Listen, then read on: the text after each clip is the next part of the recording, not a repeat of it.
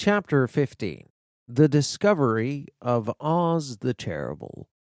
The four travelers walked up to the great gate of Emerald City and rang the bell. After ringing several times, it was opened by the same guardian of the gates they had met before. "What? Are you back again?" he asked in surprise.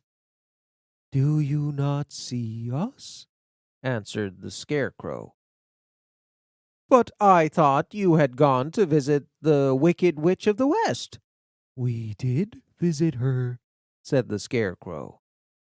"And she let you go again?" asked the man in wonder. "She could not help it, for she is melted," explained the Scarecrow. "Melted? Well, that is good news indeed," said the man. "Who melted her?" "It was Dorothy," said the lion gravely. "Goodness gracious!" exclaimed the man, and he bowed very low indeed before her. Then he led them into his little room and locked the spectacles from the great box on all their eyes, just as he had done before.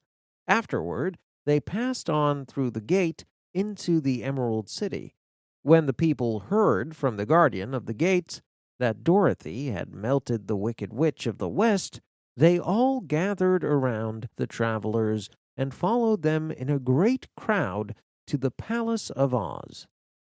The soldier with the green whiskers was still on guard before the door, but he let them in at once, and they were again met by the beautiful green girl who showed each of them to their old rooms at once, so they might rest until the great Oz was ready to receive them.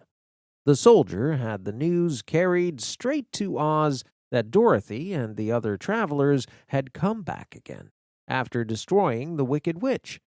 But Oz sent back no reply. They thought the great wizard would send for them at once, but he did not. They had no word from him the next day, nor the next, nor the next.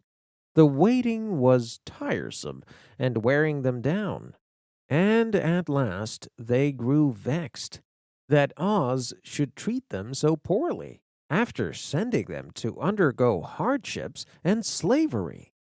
So the Scarecrow at last asked the green girl to take another message to Oz, saying if he did not let them in to see him at once, they would call the winged monkeys to help them and find out whether he kept his promises or not.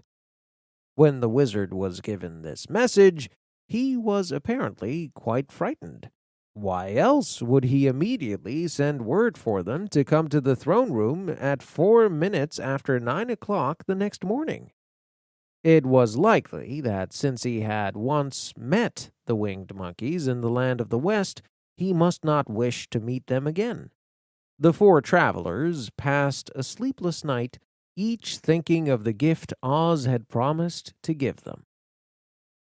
Dorothy fell asleep only once, and then she dreamt that she was in Kansas, where Aunt Em was telling her how glad she was to have her little girl at home again.